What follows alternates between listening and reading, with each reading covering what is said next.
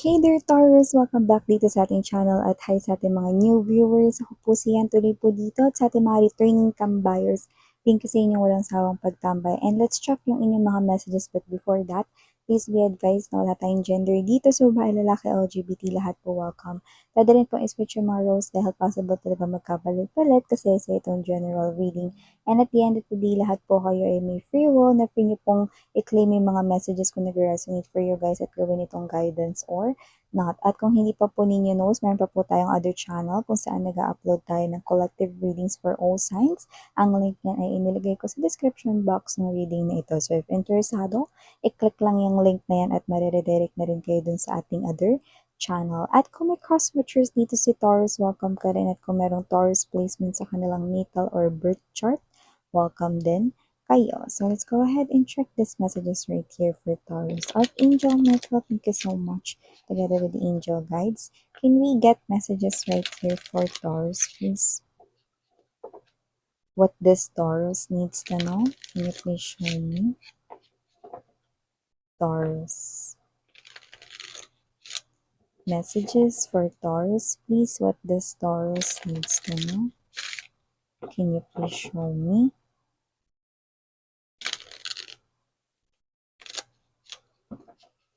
Taurus.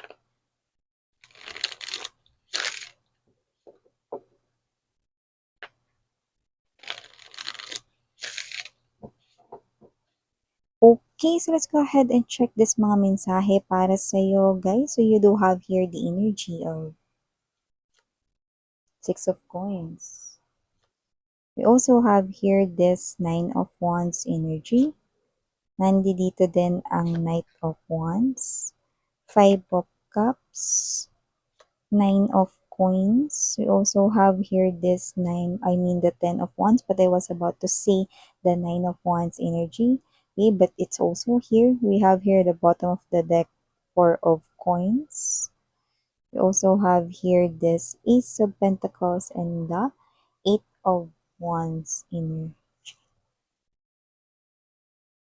So, Taurus, ang nakikita ko rito mga babes, no, mukhang may nakakamiss rito kung paano ka rito magbigay sa kanya ng atensyon, magbigay sa kanya rito no, ng oras mo, ng panahon mo, pero mas namimiss niya rito ang pagbibigay mo ng pera. Yung iba parang literal na pera, cash ito, no, mapa-online banking man yan or cash talaga, no, galing sa'yo ritong pera, no, or yung iba doesn't have to be na pera na as in iaabot ng cash or online banking, pero yung iba, no, is yung namimiss niya yung mga ikaw yung nagbibili ng ganito ganyan, gamit niya ganito ganyan, no. So, kung sino man siya mga babes, no, literal na namimiss niya yung ganong klase ng sitwasyon, pero maging malinaw tayo doon. Hindi niya kayo namimiss. Namimiss niya rito mga babes, no, yung mga galing sa inyo. Yan, no, material na mga bagay, no. So, malinaw na hindi niya ito nakukuha ngayon. Meaning to say, pwedeng siya yung nagpapakahirap para mabili yung isang bagay. Kailangan niya muna magtrabaho, magbanat ng buto bago niya mabili itong bagay na to. At yung mga bagay pa naman na gusto niya ay medyo may mga kamahalan, no? Yung iba kung hindi kamahalan, parang palagi siyang may gusto. Materialistic siya, no? Kunwari, merong ilumbas na bago rito, no, na model ng cellphone. Gusto niya, di ba? Tapos, sabihin natin, wala pang isang buwan, may lumabas naman ritong bagong design, no, ng pwedeng dun sa favorite niyang brand, no, na syala-syala, no, gusto niya, no, pero yun nga mga babes, no, ang dami niyang nagugustuhan, wala naman siyang anda.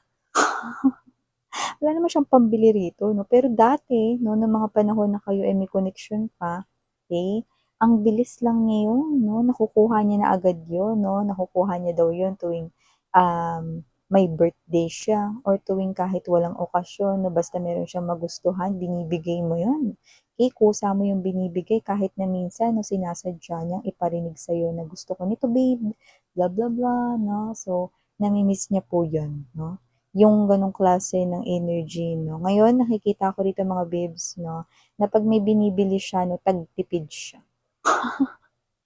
It's either hindi siya kumakain, no, ng kunyari, hapunan 'no, kasi meron pa siyang kailangang bayaran 'no, ilang installment daw ito, yung mga gano'ng klase ng energy.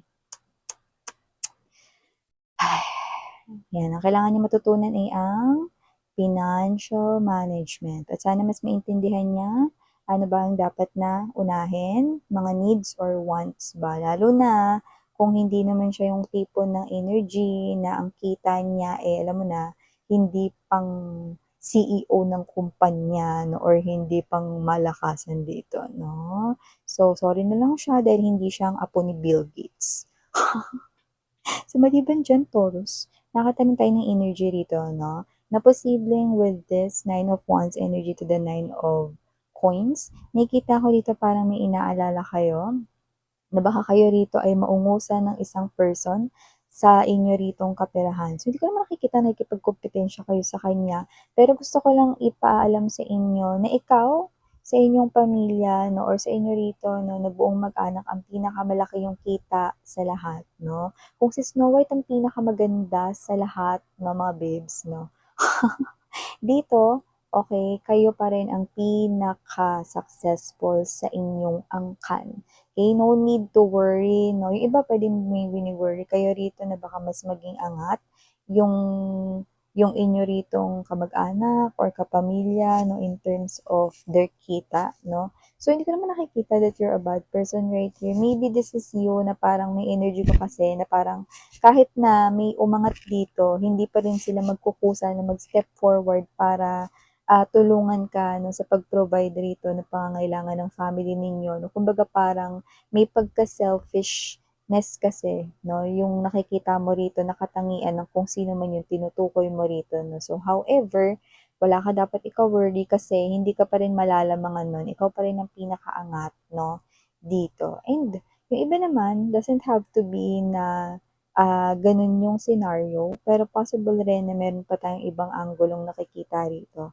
Possible kasi mga babes 'no, na itong mga energies na nakuha natin dito is possible na inaalala ninyo kung baka makuha pa sa inyo yung malaki ninyong kita or baka umikot yung gulong ng palad at bigla na lang kayo ritong mawalan ng pera. Hindi yun mangyayari because as what I'm seeing from here, we have here the Nine of Coins energy and the Ten of Wands, no? And minention ko ulit yung Nine of Wands after seeing this. Ibig sabihin, your hard work is andyan na, nagiging permanente, nagtatanim na kayo at inaani nyo na yan. Ayan, may buto na yan, may mga halaman, kaya kahit pitasin nyo yung mga ubas na yan, yun ay muli pa ring sisibol at tutubo. So, meron kayo ditong permanente na na-establish sa inyong kaperahan, no? At yung luck na yan or swerte na tawagin ng iba ay hindi na mawawala sa inyo. Meron at meron pa rin kayo mapagkukunan. So, tanggalin niyo yung fear na baka ma-short kayo sa money, no? Sa mga darating rito na mga buwan or whatever. Hindi na yun mangyayari. Tapos na ang inyo rito na shortage era.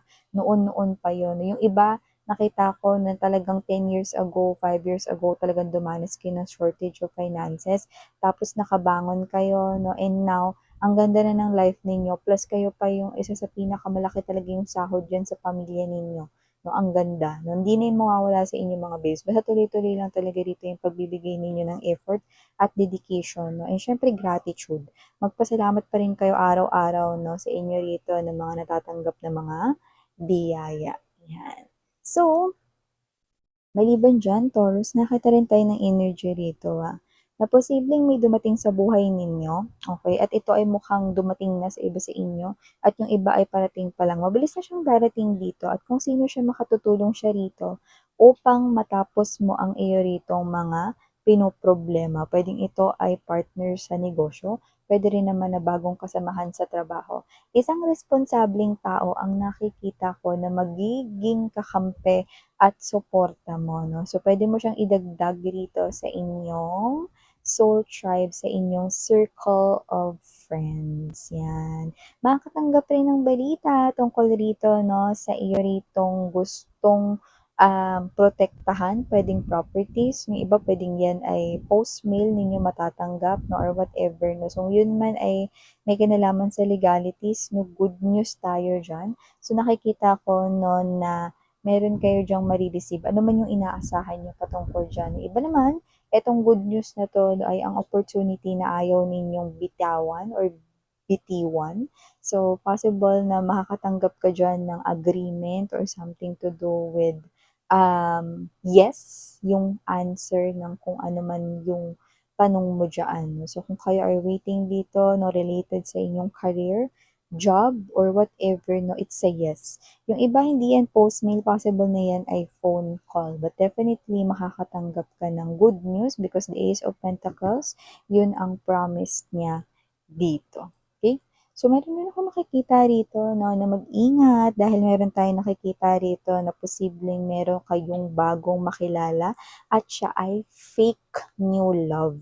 Kung sino man siyang energy, mga babes, na medyo may itsura, pero alam nyo naman, hindi naman ticket ang itsura rito no, upang manakit ng damdamin ng iba. Yang tao na yan no, ay hindi naman agad-agad mawawala sa buhay mo, pero meron na siyang ka-in relationship bago mo pa siya makilala rito. Player nga. Kaya mag-ingat sa mga taong red flag. Pag naamoy ninyo, lalo na yung iba, no, tahimik lang kasi si Taurus pero grabe kung makapag-obserba. Kaya naman kung ang intuition ninyo ay sinasabing itong tao na to ay parang may something off sa kanya, then, babe, kailangan ninyo itong bigyan ng notice, no, sa inyong sarili, no, at huwag niyong hayaan na ma-involve pa kayo sa taong iyan. At kung merong new love na patapon, meron rin naman tayo rito, no, na new love na seseryoso sa'yo. At kung sino man tong energy na to mga babes, no, na nakikita natin dito yung iba, kakonect mo na sila ngayon at nag-uusap na kayong dalawa, no. Nag-open up na rin kayo rito ng mga nangyayari sa inyo ritong life, no. At nakikita ko rito na mas hihiling pa siya rito na mas madalas kayong magkita para mas lalo kayong kilala. Taray! So, nakita ko rito, no, ng malawak na lupain. So, hindi ko naman nakikitang pag-aari niya yun. Pero isa lamang itong energy na posibleng parehas kayo rito, no, na mag-build ng something like a home doon, no, or matatawag ninyo itong canvas or clean slate at parang isang panibagong pagsisimula ng isang permanenteng connection. So, ito yung mga messages right here for you, Taurus. Thank you so much mga babes and sarang heal, love, and light. Ayan.